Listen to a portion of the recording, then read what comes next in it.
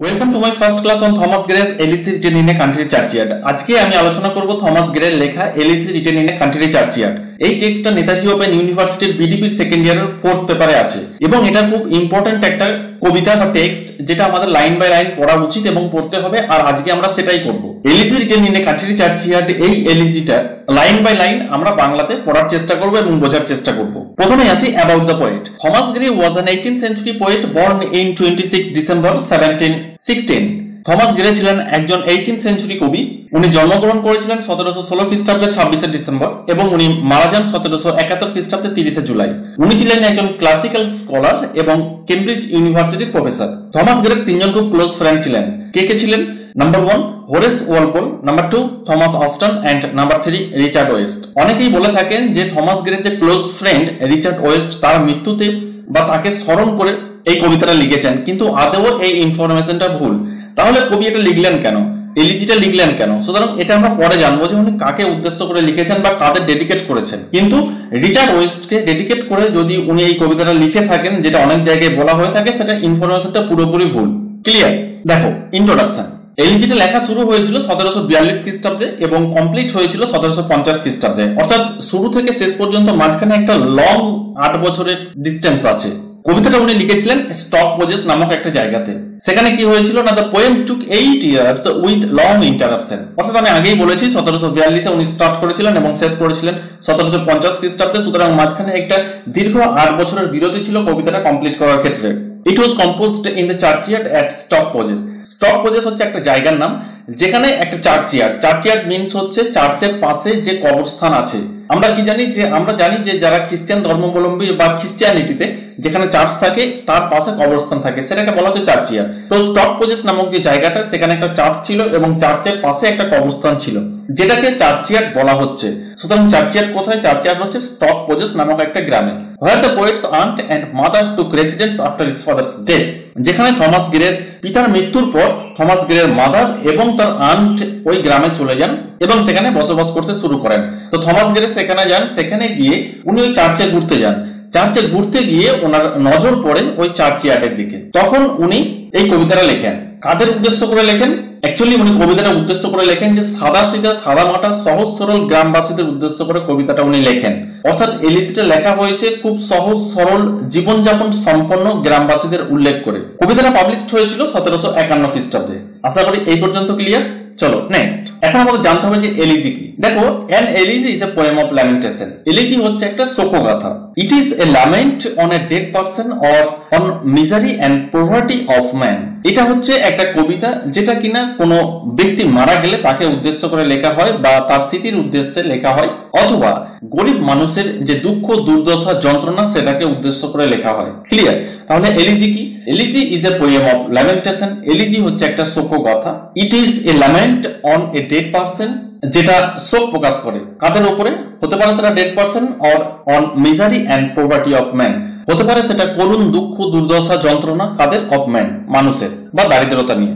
Gray's elegy is a lament on the sad condition and fate of the simple rustic। এই যে এখানেই পরিষ্কার বলা হচ্ছে যে গ্রেস যে এলিজি যেটা উনি লিখেছেন, elegy written in a country churchyard, যেটা আমাদের পাঠ্য বিষয়, সেটা কি প্রকাশ করছে না, Gray's elegy is a lament on the sad condition, অর্থাৎ খুব দুঃখ বিদারক যে অবস্থা, and fate of the simple rustic। অর্থাৎ রাস্টিক মিন্স হচ্ছে রিলেটেড টু ভিলেজ, অর্থাৎ সাদামাটা সহজ সরল গ্রামবাসীর যে দুঃখ দুর্দশা যন্ত্রণা তাকে উদ্দেশ্য করে উনি লিখেছেন। Melancholy note pervades the poem. আমাদের এই কবিতাটা কি প্রকাশ করে? একটা মেলানকলি অর্থাৎ বিষণ্ণতার একটা সুর বয়ে আনে। ক্লিয়ার? চলো নেক্সট। আমাদের যেটা title elegy written in a country churchyard, টাইটেলটাকে এক্সপ্লেন করলে আমরা ঠিক এরকম পাই। এলিজি মিন্স হচ্ছে a poem of lamentation. Number 2 country. Country হচ্ছে একটা ভিলেজ, অর্থাৎ এখানে কান্ট্রিকে ভিলেজ বলা হচ্ছে।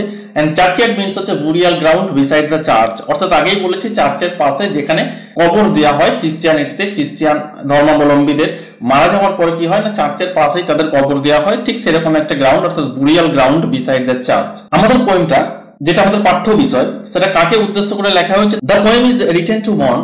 কবিতাটা লেখা হয়েছে the rude forefathers of hamlet. Rude means হচ্ছে খুব সাদামাটা সহজ সরল, ফোর ফাদার্স মিন্স হচ্ছে পূর্বপুরুষ, অ্যান্ড হ্যামলেট মিন্স হচ্ছে গ্রাম, অর্থাৎ ওই গ্রামের যে খুব সহজ সরল সাদামাটা যারা পূর্বপুরুষ যারা মারা গেছেন, যারা এই কবরে শায়িত আছে। কোন কবরে? না চার্চের পাশে যে কবরস্থান অর্থাৎ বুরিয়াল গ্রাউন্ড, দ্যাট মিন্স যেটাকে এখানে চার্চার্ড বলা হচ্ছে, সেখানে শায়িত আছে, তাদের উদ্দেশ্য করে উনি এই এলিজিটা লিখেছেন। ক্লিয়ার এই পর্যন্ত? চলো নেক্সট। আমাদের যেটা পাঠ্য বিষয় তার সেন্ট্রাল আইডিয়া কি? The elegy deals with the subject of death. Actually elegy কি নিয়ে লেখা হয়? Subject of death. এলিজির প্রধান বিষয় হচ্ছে subject of death. The poet mourns the death of the poor and simple forefathers of the village. এখানে কবি দুঃখ প্রকাশ করেছেন কাদের জন্য? The death of the poor and simple forefathers, অর্থাৎ খুব গরিব অ্যান্ড সিম্পল সাদামাটা ফোরফাদার্স পূর্বপুরুষ of the villagers. Stoke Poges নামক যে জায়গাটা আছে বা যে গ্রামটা আছে, সেখানে যে সমস্ত পূর্বপুরুষরা মারা গেছেন তাদের উদ্দেশ্য করে কবি এই এলিজিটা লিখেছেন। Nothing can wake them from their everlasting sleep. এখানে এভারলাস্টিং স্লিপ মিন্স হচ্ছে ডেথ।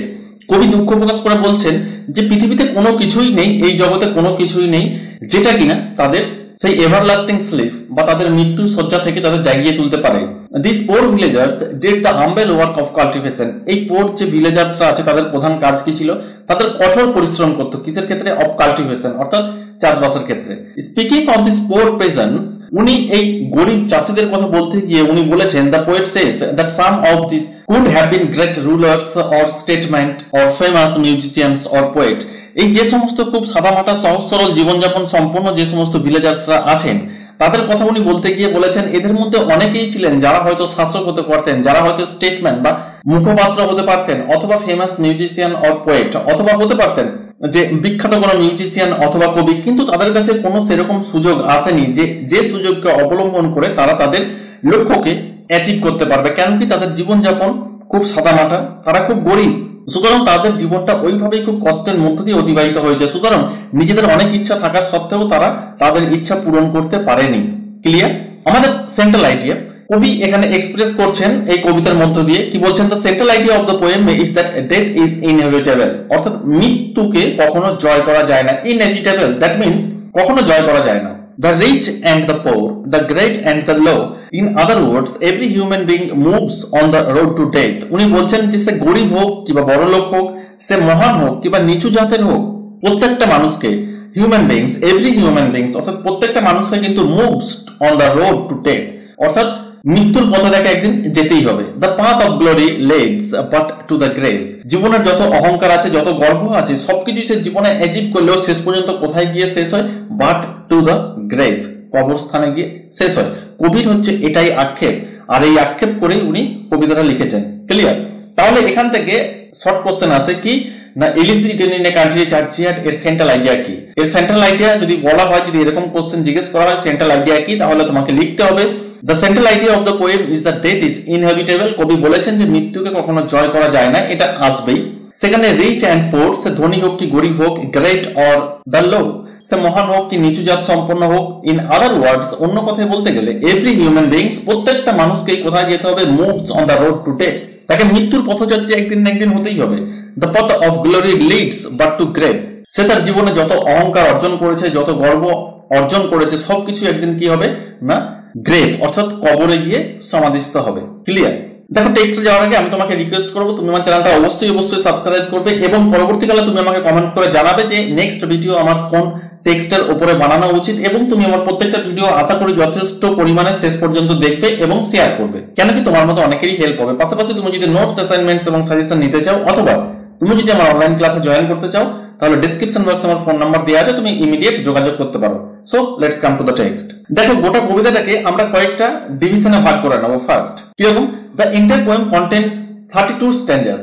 এই গোটা এলিজিটা আমরা দেখবো যে 32টা স্ট্যান্জায় ভাগ করা আছে বা 32টা স্ট্যান্জা আছে, এবং প্রত্যেকটা স্ট্যান্জাতে 4টে করে লাইন আছে, এবং টোটাল যদি ক্যালকুলেট করা হয় তাহলে গোটা কবিতাটাতে লাইন আছে 128টা লাইন। এরপরে এই 128টা লাইনকে প্রথমত স্ট্যান্জা ওয়াইজে ভাগ করা আছে, দ্বিতীয়ত আমরা কনটেক্সট অনুযায়ী ভাগ করে নেব। কিরকম? 1 থেকে 3 নম্বর যে স্ট্যান্জাটা আছে এটাকে বলা হয় এলিজির সেটিং। আমাদের যে টেক্সট আছে elegy written in a country churchyard, যদি বলা হয় কবিতার সেটিং কোনটা, তাহলে স্ট্যান্জা 1 to 3 এই তিনটে স্ট্যান্জাতে ডেসক্রাইব করা আছে। পয়েন্ট নাম্বার 1 কি? The poet visits the churchyard in the evening. তুমি এখান থেকে এই পয়েন্টগুলো থেকে তুমি এই এলিজিটা সম্পর্কে অনেকটা নিট অ্যান্ড ক্লিন আইডিয়া পেয়ে যাবে। সেটা কিরকম? Number 1, the poet visits the churchyard in the evening. 1 থেকে 3 নম্বর স্ট্যাঞ্জাতে বর্ণনা করা আছে কবি চার্চইয়ার্ডে ভিজিট করতে গেছেন কখন না সন্ধ্যাবেলায়।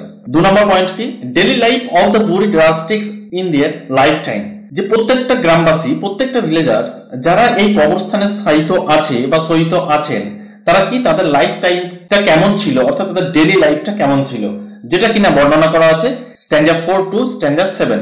আজকে আমাদের জাস্ট এই দুটো পয়েন্টই পাঠ্য বিষয়, ক্লিয়ার? তাহলে আবার বলছি আমাদের যতটা পাঠ্য বিষয় বা যতটা আমরা আলোচনা করব তার মধ্যে ফার্স্ট পয়েন্ট হচ্ছে the poet visits the churchyard in the evening, কবি সন্ধ্যাবেলায় গেছেন চার্চইয়ার্ডে ভিজিট করতে।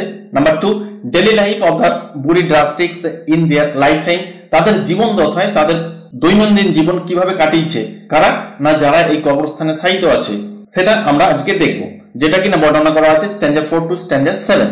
Point 3 uselessness of wealth and power in the face of death, মৃত্যুর মুখে সমস্ত কিছুই ইউজলেসনেস অর্থাৎ ভ্যালুলেস হয়ে যায়। ওয়েলথ এন্ড পাওয়ার, তুমি তোমার সারা জীবনে যত সম্পদ অর্জন করেছো, যত অহংকার অর্জন করেছো, যত ক্ষমতা অর্জন করেছো, যত গর্ব অর্জন করেছো, যত ফেম নেম টাইটেল তুমি যা কিছু অর্জন করেছো সব কিনা মৃত্যুর সামনে দাঁড়িয়ে সব ইউজলেস, ভ্যালুলেস, মিনিংলেস হয়ে যাবে, clear? Point number 4 their humble job prevented the development of their talents and crimes, তাদের হাম্বল জবটা কি এখানে কবি ভিলেজার্সদের উপস্থাপন করেছেন এবং ভিলেজার্সদের সাধারণত জব কাল্টিভেশন। তো সুতরাং তাদের যে দৈনন্দিন একটা সহজ সরল সাদামাটা সিম্পল যে জীবনযাপন করার যে তালিকা বলা যেতে পারে সেটা কি হয়েছে, সেটা বাধা হয়ে দাঁড়িয়েছে কিসের ক্ষেত্রে, the development of their talents and crimes, তাদের যে মনের ইচ্ছা তাদের যে ট্যালেন্ট সেটা তারা প্রকাশ করতে পারেনি। নাম্বার 5 কি the rude inscription on their tombs so that deserve to be remembered, অর্থাৎ তাদের কবরস্থান দেখে মনে হয় যে তারা কি চাইতো বা তারা কি হতে পারতো। A village rustic describes the habits of the poet himself. A village rustic describes, এই যে ভিলেজার যারা রাস্টিক্স অর্থাৎ ভিলেজার সহজ সরল সাদামাটা যে জীবনযাপন সেটা কি বর্ণনা করে the habits of poet himself, কবি নিজেকেও খানিকটা বর্ণনা করেছেন। এখানে আমরা হালকা অটোবায়োগ্রাফিক্যাল টাচ পাবো, ক্লিয়ার? পয়েন্ট নাম্বার 7 যেখানে এপিটাফ বলা আছে স্ট্যাঞ্জা 30 টু স্ট্যাঞ্জা 32 অর্থাৎ 30 থেকে 32 নাম্বার স্ট্যাঞ্জা পর্যন্ত এপিটাফ বর্ণনা করা আছে। আমরা পরবর্তীকালে জানবো যে এপিটাফ কি, অর্থাৎ থমাস গ্রে নিজের এপিটাফ নিজে লিখে গিয়েছিলেন। এপিটাফ মিন্স, এটুকু হালকা করে বলে রাখি যে যখন কেউ মারা যান এবং তার সমাধির ওপরে যে একটা স্তম্ভ স্থাপন করা হয় সেখানে যে কয়েকটা অক্ষর লেখা হয় তার সারা জীবনের কার্যকলাপের কিছু বিশেষ কিছু গুণ বা বৈশিষ্ট্য যেটা লিখে রাখা হয় সেটাকেই বলা হচ্ছে এপিটাফ, ক্লিয়ার? দেখো এরপর হচ্ছে টেক্সট লাইন বাই লাইন। তাহলে আমাদের প্রথম পয়েন্ট কি ছিল, আমাদের প্রথম পয়েন্ট ছিল the poet visits the churchyard in the evening, অর্থাৎ কবি সন্ধ্যাবেলায় চার্চইয়ার্ডে ভিজিট করতে গেছেন, যেটা কি না বর্ণনা করা আছে স্ট্যাঞ্জা 1 টু 3 অর্থাৎ স্ট্যাঞ্জা 1 থেকে 3 পর্যন্ত, clear? স্ট্যাঞ্জা 1 The curfew tolls the knell of parting days. Curfew means হচ্ছে a bell rung in the evening, অর্থাৎ সন্ধ্যাবেলাকার ঘন্টা, ইভিনিং বেল বলতে পারো তুমি কারফিউকে, অর্থাৎ দ্য কারফিউ টোলস মিন্স হচ্ছে রিং, দ্যাট মিন্স এখানে হচ্ছে ঘোষণা করা। তাহলে সন্ধ্যাবেলাকার যে ঘন্টা কারফিউ, দ্যাট মিন্স ইভিনিং যে বেল সেটা টোলস ঘোষণা করছে, কি ঘোষণা করছে? দ্য নেল মিন্স হচ্ছে ডেথ অর্থাৎ মৃত্যু ঘোষণা করছে। এখানে কার মৃত্যু? Of parting days. এখানে পার্টিং ডেজ মিন্স হচ্ছে যে বিদায় দিনের, অর্থাৎ পার্টিং মিন্স হচ্ছে বিদায়। দেখো প্রথমেই বলা হয়েছে যে উনি সন্ধ্যাবেলায় ঘুরতে গেছেন কোথায় না চার্চইয়ার্ডে, তো যেহেতু সন্ধ্যা হয়ে গেছে তাহলে দিনের শেষ প্রান্তে বা অন্তিম লগ্নে এসে পৌঁছে গেছে, প্রথম থেকেই তুমি একটা মেলানকলি টোন পাবে। কেন কি কবি এটাও বলতে চাইছেন গ্রেভইয়ার্ডের দিকে তাকিয়ে যে প্রত্যেকটা মানুষ তার জীবন দশার অন্তিম লগ্নে এসে একদিন দাঁড়িয়ে যাবে, আর তখন সেখানে curfew that means evening bell, এখানে যারা চার্চে থাকে অ্যাকচুয়ালি, তো সেই জন্য বলা হচ্ছে দ্য কারফিউ টোলস, অর্থাৎ যেটা ইভিনিং বেল সেটা ঘোষণা করছে, টোলস কি ঘোষণা করছে? The nail of parting days. Nails means হচ্ছে মৃত্যু ঘোষণা করছে, কার না? পার্টিং ডেজ, অর্থাৎ দিনের মৃত্যু ঘোষণা করছে। লাইনটার মানে কি হলো? লাইনটার মানে এরকম হলো যে ইভিনিং বেল ঘোষণা করছে বিদায় দিনের, অর্থাৎ দিন যে শেষ হয়ে যাচ্ছে সেই বিদায়ী দিনের ঘোষণা করছে কে না? Curfew that means evening bell, clear? The lowing herd means হচ্ছে দল, এখানে লোয়িং মিন্স হচ্ছে cattle, that means cry of cattle, অর্থাৎ গবাদি পশুর দল তারা কি করছে? ডাকতে ডাকতে উইন্ড মিন্স হচ্ছে to move in a zigzag manner, অর্থাৎ একে বেঁকে আসছে। স্লোলি খুব ধীর গতিতে ওভার দ্য লি মিন্স হচ্ছে তুমি ফিল্ড বলতে পারো, মিডো বলতে পারো। যেহেতু গ্রাম্য লাইফে কি হয় না, গ্রাম্য লাইফে এটাই হয় যে সন্ধ্যাবেলায় চাষিরা মাঠ থেকে ফিরে আসে এবং চাষিরা কিভাবে ফিরে আসে না তারা মাঠে যায় সকালবেলায় তাদের গবাদি পশু নিয়ে। তো সারাদিন কাজকর্মের পরে তারা ফিরে আসে তাদের মাঠ থেকে, সেই জন্য বলছে the lowing hard, that means cattle গুলো ডাকতে ডাকতে, হার্ড দ্যাট মিনস দল হয়ে বা এক দল বা দলবদ্ধ ভাবে, উইন্ড স্লোলি অর্থাৎ একে বেঁকে আসছে কোথা থেকে, ওভার দ্য লি অর্থাৎ মাঠ থেকে। Clear? The ploughman, ploughman means হচ্ছে এখানে চাষিদের বলা হচ্ছে ploughman homeward plods his weary way. The ploughman চাষিরা হোমওয়ার্ড অর্থাৎ টুয়ার্ডস দ্য হোম বাড়ির দিকে আসছে, প্লডস, প্লডস মিন্স হচ্ছে ট্রেডস উইথ ডিফিকাল্টি মানে খুব ক্লান্ত ভাবে ধীরে ধীরে হাঁটতে পারছে না সেরকম একটা। হিজ ওয়েরি ওয়ে, দেখো ওয়েরি মিন্স হচ্ছে ক্লান্ত, ওয়েরি ওয়ে, ওয়ে মিন্স হচ্ছে রাস্তা। আমরা জানি যে রাস্তা কখনো ক্লান্ত হতে পারে না, এটা হচ্ছে ট্রান্সফার এপিথেট। এখানে বলা হচ্ছে যে প্লাউম্যান বা যে পেসার্স গুলো আছে তারা হচ্ছে ক্লান্ত, অর্থাৎ ক্লান্ত চাষিরা কি করছে না তারা বাড়ির দিকে ফিরে আসছে খুব ক্লান্ত ভাবে। ঠিক আছে, চলো তারপরের লাইন কি বলছে, the leaves the world to darkness and to me. আর কবির কাছে কি হচ্ছে না কবি দেখছেন যে যেহেতু সন্ধ্যে হয়ে গেছে তো অন্ধকার কি করছে গোটা ওয়ার্ল্ডকে, অর্থাৎ এখানে দ্য ওয়ার্ল্ড মিন্স হচ্ছে তোমার পুরো অ্যাটমসফিয়ারকে কি হচ্ছে না অন্ধকার গ্রাস করে নিচ্ছে, to darkness and to me, কবি এবং দিন দুজনকেই যেন অন্ধকার গ্রাস করে নিচ্ছে। ক্লিয়ার? তাহলে আমাদের প্রথম স্ট্যাঞ্জা কি হলো? প্রথম স্ট্যাঞ্জা হচ্ছে দেখো ইভিনিং বেল ঘোষণা করছে কি না পার্টিং ডেজ অর্থাৎ বিদায় দিনের ঘোষণা করছে, এবং মাঠ থেকে কারা ফিরে আসছে না গবাদি পশুর দল একে বেঁকে মাঠের উপর দিয়ে ফিরে আসছে। প্লাউম্যান ফিরে আসছে কিভাবে? প্লাউম্যানরা তাদের বাড়ির দিকে ফিরে আসছে খুব ক্লান্ত পাবে বা ক্লান্ত ভাবে রাস্তার উপর দিয়ে তারা হেঁটে আসছে, হাঁটতে পারছে না। এন্ড সমস্ত অন্ধকার যেন গ্রাস করছে কাকে? দিনকে, পাশাপাশি কবিকে। ক্লিয়ার? চলো next স্ট্যাঞ্জা 2। Now fades the glimmering landscape on the sight. দেখো এখানে ল্যান্ডস্কেপ মিন্স হচ্ছে সিনারি এন্ড গ্লিমারিং, গ্লিমারিং মিন্স হচ্ছে ডিম হয়ে আসা। ফেডস, ফেডস মানে হচ্ছে আবছা হয়ে আসছে। অন দ্য সাইট অর্থাৎ দৃশ্য, অর্থাৎ now fades the glimmering landscape on the sight, অর্থাৎ ল্যান্ডস্কেপের যে দৃশ্য সেটা ধীরে ধীরে কি হচ্ছে ডিম হয়ে আসছে অর্থাৎ অন্ধকারাচ্ছন্ন হয়ে আসছে। And all the air, all the air means হচ্ছে হোল অ্যাটমসফিয়ার, পুরো অ্যাটমসফিয়ারটাই এ সোলেম স্টিলনেস হোল্ডস, একটা অফুল সাইলেন্স। সোলেম মিন্স হচ্ছে অফুল, স্টিলনেস মিন্স হচ্ছে সাইলেন্স, একটা গভীর নীরবতা যেন গ্রাস করে নিচ্ছে। হোল্ডস মিন্স হচ্ছে ফিলস, অর্থাৎ যেহেতু অন্ধকার নেমে আসছে মাঠ থেকে সবাই বাড়ি ফিরে আসছে, আমরা প্রথম স্ট্যান্ডার্ডে দেখেছি, সুতরাং গোটা এলাকাটা গোটা পরিবেশটা যেন একটা অদ্ভুত রকমের নীরবতা গ্রাস করে নিচ্ছে।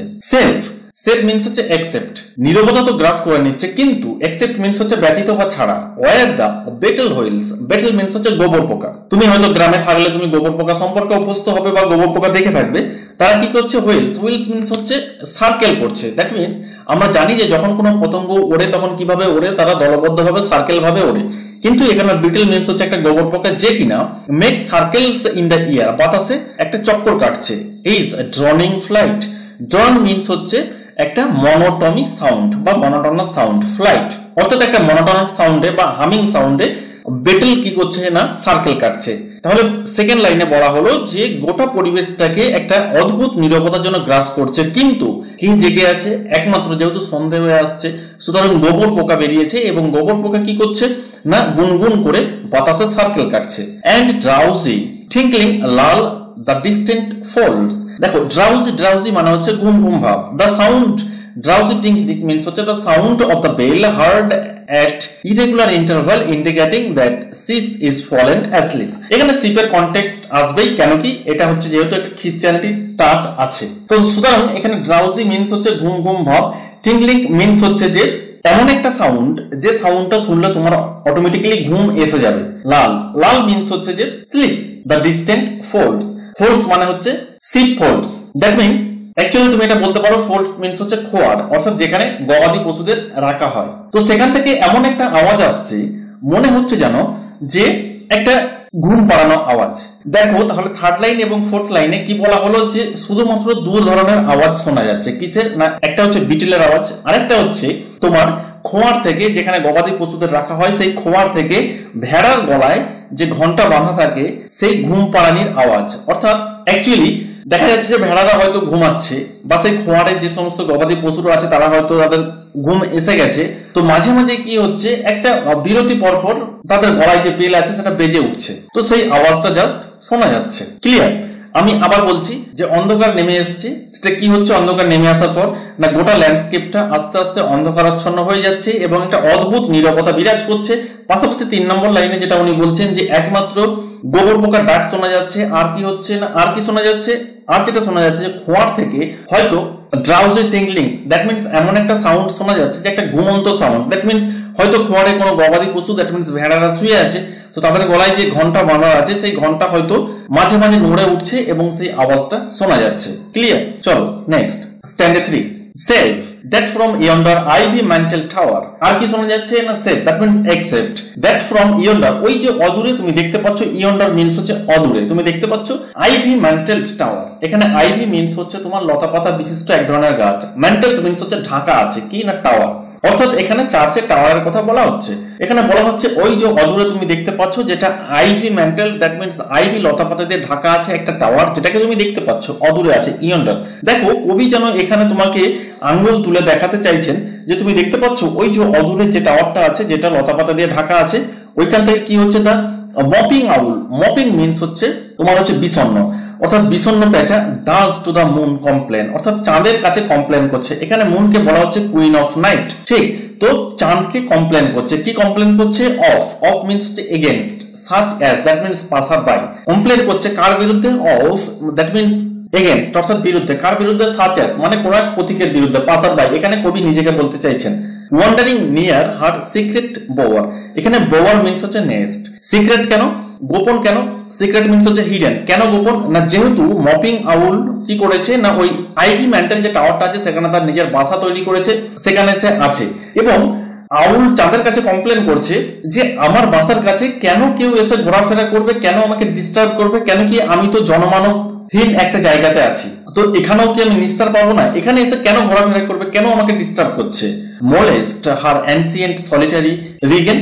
মোলেস্ট মিনস হচ্ছে তোমার ডিস্টার্ব করা। Her ancient solitary reign, that means reigns means হচ্ছে রাজত্ব, সলিটারি মিনস হচ্ছে একাকিত্ব। অর্থাৎ এখানে আউল যে বাসাতে আছে সেখানটাকে বলা হচ্ছে যে আউল সেই রাজ্যের, অর্থাৎ রাজা, যে রাজ্যটা কিনা একটা আইভি ম্যান্টেল টাওয়ারে ঢাকা আছে, যেখানটা খুব নীরব বিষণ্ণ, তো সেই জায়গায় কেন এসে কোনো একজন মানুষ, কোনো একজন পাসার বাই ডিস্টার্ব করবে, এটা কবি বলছেন। ক্লিয়ার?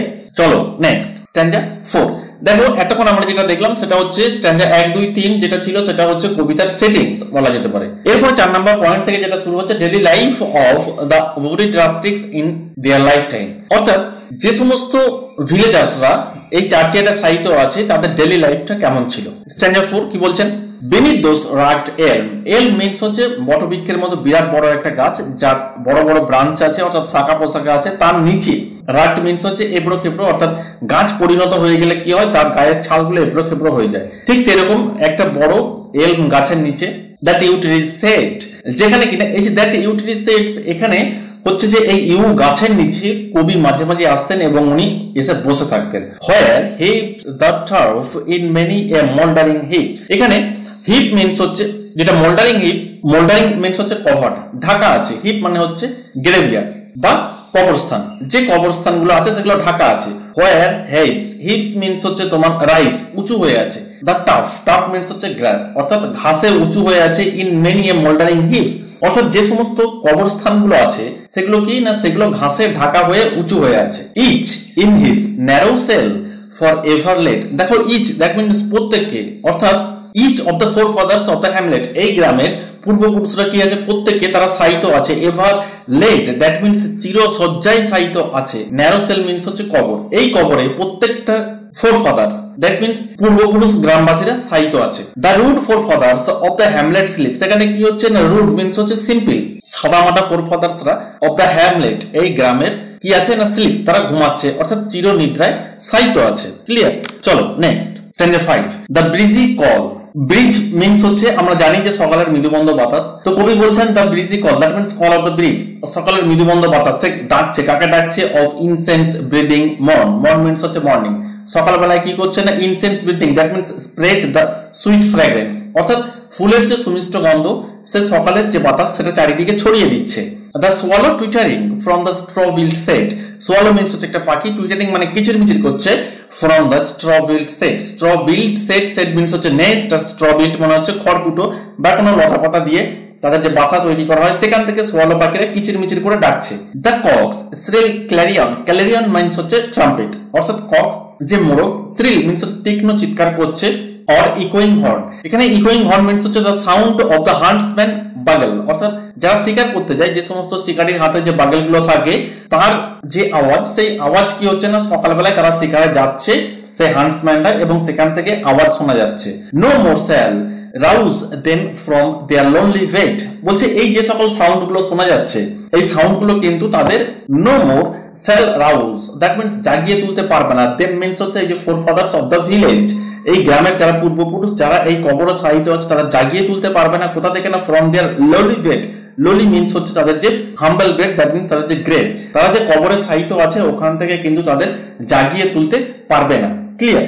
তাহলে স্ট্যান্ডাতে কি হলো, স্ট্যান্ডাতে একটা সহজ সরল যেটা মিনিং বলা যেতে পারে যে সকালবেলায় তোমার মৃদুমন্দ বাতাস বইছে, যে বাতাস কিনা চারিদিকে যে ফুলের যে সুমিষ্ট গন্ধ সেটা ছড়িয়ে দিচ্ছে। আর কি শোনা যাচ্ছে না সোয়ালো পাখিরা, যে সোয়ালো পাখি তারা তাদের বাসার মধ্য থেকে কিচিরমিচির আওয়াজ শুরু করেছে, মোরগ সে ডাকতে শুরু করেছে। দ্য ইকোয়িং হর্ন, দ্যাট মিন্স যে সমস্ত শিকারীরা শিকারে যাচ্ছে তাদের হাতে যে ইনস্ট্রুমেন্ট থাকে শিকারের তার যে আওয়াজ শোনা যাচ্ছে, এই সমস্ত কোনো আওয়াজই বা কোনো সুগন্ধি সেই সমস্ত ফোর ফাদার্সদের জাগিয়ে তুলতে পারবে না তাদের কবরস্থান থেকে। ক্লিয়ার?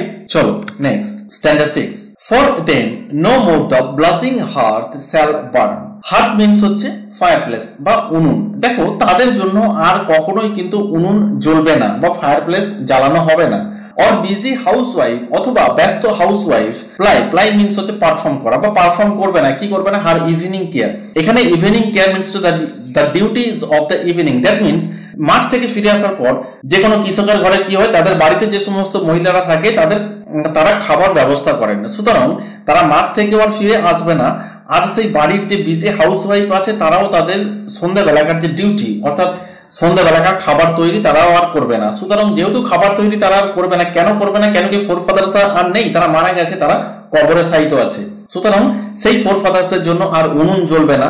বিজি হাউসওয়াইফরা তারা আর ইভিনিং কেয়ার, দ্যাট মিন্স সন্ধ্যাবেলাকার আর খাবার তৈরি করবে না। No children run to lisp their sires return, sires return means হচ্ছে এখানে সায়ার্স মিন্স হচ্ছে ফাদার, রিটার্ন মিন্স হচ্ছে পুনরায় ফিরে আসা, অর্থাৎ বাবারা বা ফোর ফাদার্সরা তারা আর ফিরে আসবে না বাড়িতে। আর পিতারা যখন আর ফিরে আসবে না, সুতরাং no children run to list, list means হচ্ছে তোমার গ্রেট, ওয়েলকাম জানাবে না। কারা না? নো চিলড্রেন, কোন শিশুরাই আর ছুটে যাবে না ওয়েলকাম জানানোর জন্য। No children run to list, that means কোন শিশুরাই ছুটে যাবে না ওয়েলকাম জানানোর জন্য। কাদের না? দেয়ার সায়ার্স রিটার্ন, তাদের পিতারা যখন ফিরে আসবে তাদের আর ওয়েলকাম জানাতে যাবে না। কেন কি? তাদের পিতারা তো নেই, তো তারা তো মারাই গেছে, তারা কবরে শায়িত আছে, সুতরাং তারা কবরে যাবে না। Or climb his knees, climb his knees means হচ্ছে যে crawl off his legs to be lifted by his arms and kissed, অর্থাৎ হামাগুড়ি দিয়ে কোনো শিশুরাই আর ছুটে যাবে না তার পিতার কাছে। কেন কি? এবং পাশাপাশি এনভিড কিস টু শেয়ার, এবং তারা ঈর্ষান্বিত আর হবে না। কেন কি? দ্য এনভিড কিস মিন্স হচ্ছে their father's kiss which is one jealousy try to receive first, এখানে ছেলেমেয়েরা আর তার পিতার কাছে ছুটে যাবে না। কেন কি? তাদের মধ্যে এই ঈর্ষাটা বা হিংসাটা হবে না যে কে প্রথমে তার বাবার কিসটা নিতে পারে বা তার বাবাকে কিস করতে পারে, এরকম আর হবে না। কেন? কেন কি? তারা মারা গেছে। ক্লিয়ার? চলো next standard 7। Often did the harvest to their sickle yield, often প্রায় did the harvest, harvest means হচ্ছে ripe corn standing in the field, অর্থাৎ মাঠের যে পাকা শস্যকণা আছে। To their sickle, to means হচ্ছে স্ট্রক অফ, আঘাত করা। Their sickle yield, sickle means হচ্ছে কাস্তে, ইয়েল্ড মিন্স হচ্ছে গেভ অ্যাওয়ে, অর্থাৎ মাঠের মধ্যে যে সমস্ত শস্যকণাগুলো দাঁড়িয়ে আছে তাদের ক্ষেত্রে কি হতো, প্রায় তাদের কাস্তে দিয়ে বা শস্যকণা কাটার যে অস্ত্র বা যন্ত্র সেটা দিয়ে তাদের আর কাটা হবে না। এক কথায় দেয়ার ফারো, ফারো মিন্স হচ্ছে প্লাঙ্গিং। দেয়ার ফারো অফট, অফট মিন্স হচ্ছে প্রায়। দ্য স্টাবন, স্টাবন মিন্স হচ্ছে হার্ড, অর্থাৎ কঠিন। গ্লিপি মিন্স হচ্ছে সয়েল, অর্থাৎ যে শক্ত মাটি সেখানে কি হবে, লাঙ্গল চালাতো। কারা? হ্যাজ ব্রোক, ব্রোক মিন্স হচ্ছে ভাঙা, অর্থাৎ যে শক্ত মাটি সেগুলো লাঙ্গল দিয়ে ভাঙা হতো। হাউ জোকান্ট, হাউ মিন্স হচ্ছে ভেরি, জোকান্ট মানে হচ্ছে মেরিলি, অর্থাৎ কত আনন্দ সহকারে। Did they drive their team afield, afield means হচ্ছে on a field, R team means হচ্ছে team of oxen, অর্থাৎ আমরা কি জানি যে যখন লাঙ্গল চালানো হয়, লাঙ্গল কে টানেন? লাঙ্গল সাধারণত গরুতে টানে, অর্থাৎ তখন আর কি হতো না, তারা কত সুন্দর করে না কত আনন্দ সহকারে মাঠেতে গিয়ে সেই শক্ত শক্ত মাটিতে তারা চাষ করত। Clear? How would the woods beneath their sturdy stroke, and how vote, that means how means হচ্ছে quickly and easily, কত তাড়াতাড়ি কত সহজে, vote means হচ্ছে fell down মানে হচ্ছে কেটে দেওয়া, woods beneath, woods means হচ্ছে trees of the forest, জঙ্গলের গাছ, beneath means হচ্ছে under the force of, অর্থাৎ ক্ষমতা প্রয়োগ করে কত সহজে কত তাড়াতাড়ি ভাবে গাছগুলো কেটে দেওয়া হতো। Their sturdy stroke, sturdy that means hard, stroke means হচ্ছে আঘাত, অর্থাৎ কুঠারের যে আঘাত তাকে বলা হয় স্ট্রোক, অর্থাৎ কুঠারের যে আঘাত, সেই শক্ত সমর্থ কুঠারের আঘাতের মাধ্যমে কত সহজেই জঙ্গলের গাছগুলোকে কেটে ফেলা হতো। তো কবি আফসোস করছেন যে এই সমস্ত জিনিসগুলো আর ঘটবে না। কেন কি প্রত্যেকটা চাষি বা প্রত্যেকটা প্রেজেন্ট বা প্রত্যেকটা বুড়িট রাস্টিক্স যারা এখানে সাহিত্য আছে তাদের জীবনযাপনটা ঠিক এরকম ছিল। কিরকম ছিল না, তারা মাঠে শস্য কর্তন করতে যেত, তারা মাঠে লাঙ্গল চালাতো, কিভাবে না খুব আনন্দ সহকারে মেরি মেকিং ভাবে তারা সেই মাঠের যে শক্ত মাটি সেগুলো ভাঙতো, জঙ্গলের যে গাছ সেগুলো কতইটা খুব দ্রুত গতির সাথে আনন্দ সহকারে সেই গাছগুলোকে কেটে ফেলতো। কিন্তু তারা আজ কবরে সাহিত্য আছে, তারা কখনোই আর এগুলো করবে না বা তারা কখনোই আর এগুলো করতে ফিরে আসবে না। ক্লিয়ার? আই থিঙ্ক এই পর্যন্ত কবিতাটা তোমার কাছে ক্লিয়ার হলো। যদি কোথাও প্রবলেম থাকে তাহলে অবশ্যই তুমি আমাকে কমেন্ট বক্সে কমেন্ট করে জানাবে, আমি নেক্সট ভিডিওতে ক্লিয়ার করার চেষ্টা করব। Thank you.